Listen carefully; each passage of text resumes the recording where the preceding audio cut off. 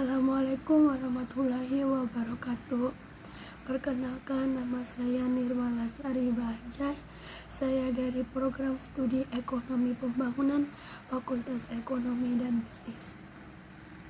Di sini saya akan berorasi dengan tema implikasi ekonomi dan sosial dari uang tunggal kuliah atau UKT yang tinggi terhadap akses perguruan tinggi di Indonesia. Kenaikan yang baru-baru ini terjadi dalam uang tunggal kuliah atau UKT perguruan tinggi telah memicu debat dan kontroversi yang luas.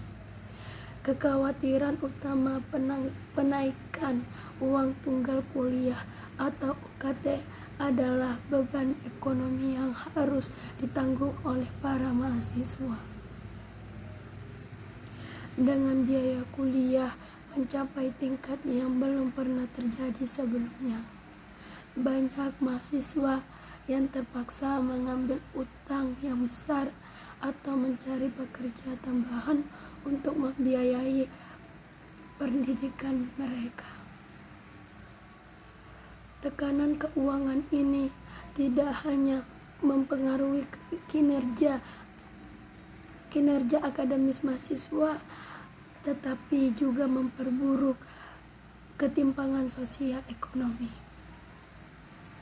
Sementara para pendukung berargumen bahwa kenaikan uang kuliah tunggal diperlukan untuk menjaga standar pendidikan tinggi di Indonesia. Aksesibilitas pendidikan tinggi terkait dengan UKT atau uang tunggal kuliah karena biaya yang tinggi dapat menakut-nakutkan calon mahasiswa untuk mengejar gelar yang tinggi.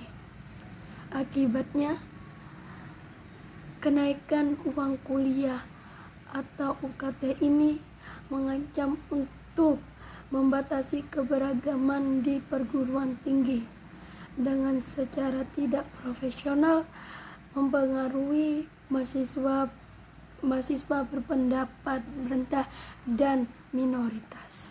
Hal ini bisa memperpanjang atau menghambatkan sistematik pendidikan yang mengurangi kekayaan intelektual yang berasal dari keberagaman mahasiswa. Untuk menjunjung prinsip-prinsip keadilan dan inklusivitas, pembuat kebijakan dan lembaga pendidikan harus memprioritaskan strategi untuk mengurangi eksklusivitas yang dipertahankan oleh kenaikan uang kuliah tunggal atau UKT yang meningkat. Saat biaya kuliah terus meningkat, para pemangku kepentingan semakin mengawasi praktik keuangan dan akuntabilitas perguruan tinggi. Pertanyaan muncul tentang alokasi pendapatan yang dihasilkan dari kenaikan uang kuliah tunggal, transparansi dan keputusan anggaran, dan sejauh mana lembaga pendidikan